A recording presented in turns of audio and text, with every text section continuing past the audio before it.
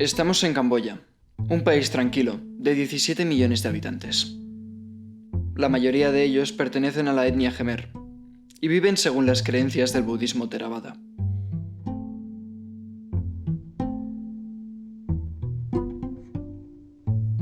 Viven en un país que crece, cuya economía está en ascenso y que puede llegar a ser el nuevo destino turístico favorito del sudeste asiático. Sin embargo, esta misma tierra oculta un pasado marcado por el sufrimiento. En 1975, Camboya fue el escenario de un terrible baño de sangre. En este documental hablaremos de sus autores, los Khmeres Rojos.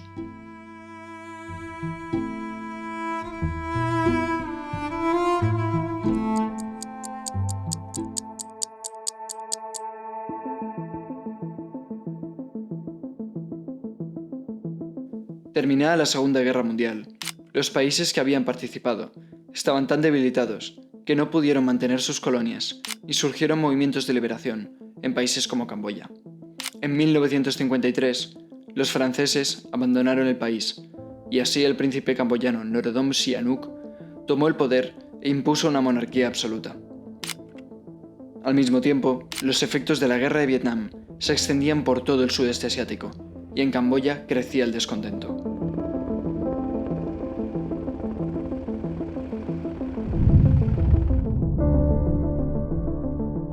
El primer ministro del rey, Lon Nol, lo destronó con un golpe de estado y dio carta blanca a los Estados Unidos para que bombardearan Camboya, con el fin de aniquilar a las tropas norvietnamitas que se refugiaban en el este del país.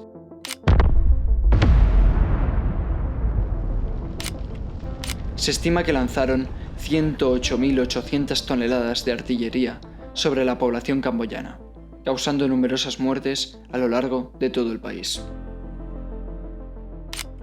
Esto intensificó la tensión social en el país y provocó una sangrienta guerra civil, en la que se enfrentaban los comunistas a los aliados de Estados Unidos. Previendo la derrota de los americanos en Vietnam, el antiguo rey Sihanouk decidió apoyar a los comunistas, para ser más precisos, al Vietcong y a los Khmeres Rojos. Pero antes de seguir, ¿quiénes eran los Khmeres Rojos? Los Khmeres Rojos fueron un grupo insurgente comunista que se formó entre los camboyanos partidarios de una revolución. Estaban liderados por Pol Pot, un antiguo profesor de escuela que dirigía las guerrillas que se escondían en la selva. Los Khmeres Rojos eran el resultado de años de bombardeos, miseria y mal gobierno, de la enorme desigualdad entre ricos y pobres, del enfrentamiento entre intelectuales e ignorantes, y de la triste herencia que dejaron los colonizadores franceses.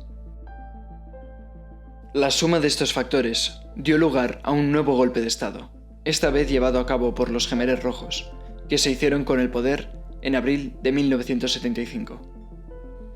Siguiendo el ejemplo chino, Pol Pot convirtió el país monárquico en una república socialista agraria y ordenó un éxodo masivo que desplazó a toda la población de las ciudades y la envió a trabajar al campo, donde pasaron a vivir bajo el control del régimen.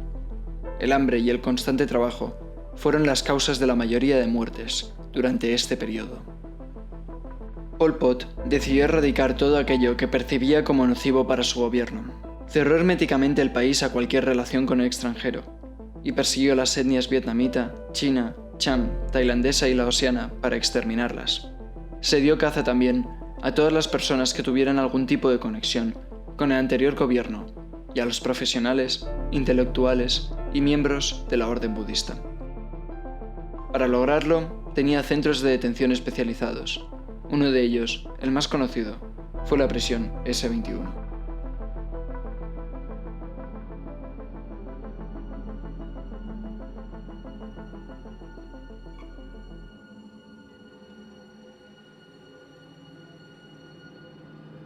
Esto es S-21.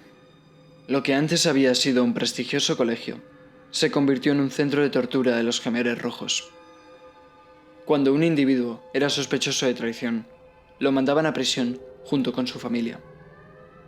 Aquí, sometían al sospechoso a una serie de salvajes torturas en cadena, bajo 3 unidades distintas de interrogadores, cada una peor que la anterior. La primera unidad se llamaba Caliente, la segunda vicio y la tercera masticar. Encadenaban a la víctima a una cama de hierro en una habitación cerrada, que contaba también con una mesa para el interrogador. En estas habitaciones terroríficas, el interrogado estaba obligado a seguir una serie de sádicas y absurdas normas. Una de ellas rezaba, por ejemplo, absolutamente no grite cuando sea electrocutado o golpeado. Otras decían, no intente esconder su rostro y su traición a la revolución. O, cometa una violación de estas normas y obtendrá 10 latigazos o 5 shocks eléctricos. Cuando cayó el partido, consiguieron eliminar la mayoría de registros de S-21, aunque se estima que pasaron por aquí unas 14.000 personas.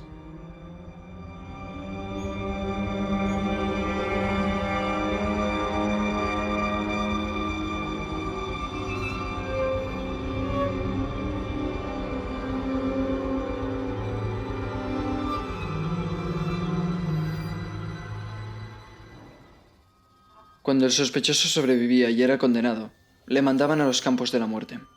Este es uno de ellos, Chongek, uno de los 300 campos de la muerte camboyanos, conocidos en Occidente como los Killing Fields.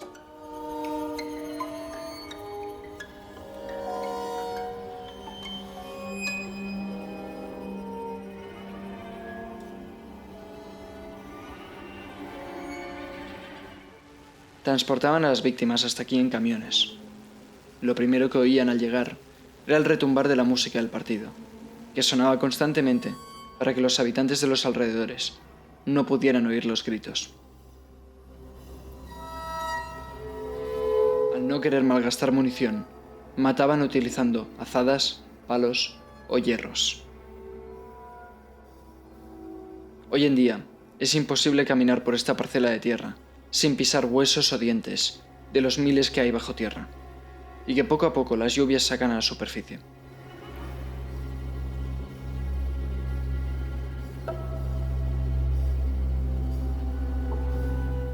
Excavando este campo de la muerte, se descubrieron más de 8.000 cadáveres, de hombres, mujeres, ancianos y niños.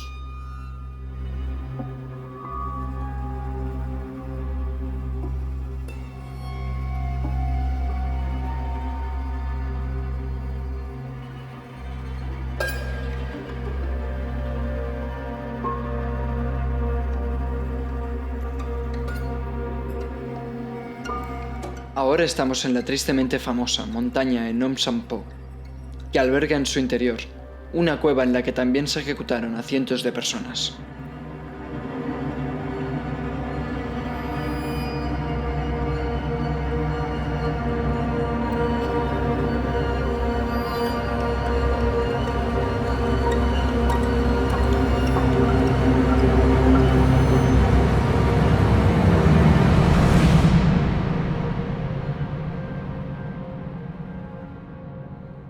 Sopao, un excombatiente que luchó contra las guerrillas de los Khmeres Rojos, nos habla del sufrimiento de su familia bajo el régimen. My mom, she got the first kid. First kid is my older sister. She cannot work, she always throw up. Because Khmer doesn't want to waste the people.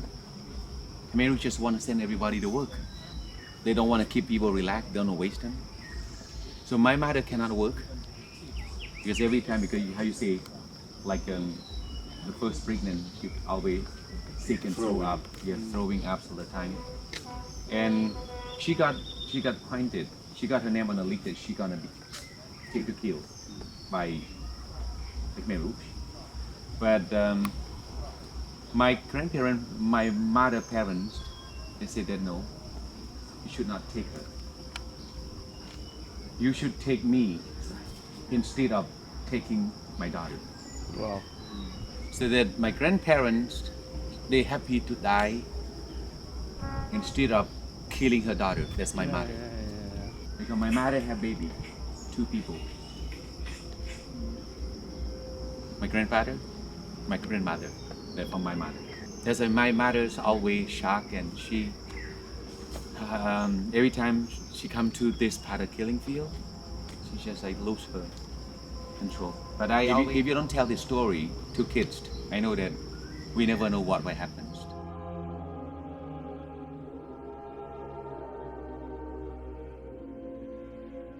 Los abuelos de Sopao fueron asesinados para que él y sus hermanos pudieran vivir. Este caso es uno más entre los millones de casos que se produjeron en Camboya. El genocidio camboyano es una de las peores tragedias que ha vivido la humanidad. Por tanto, debemos recordarla.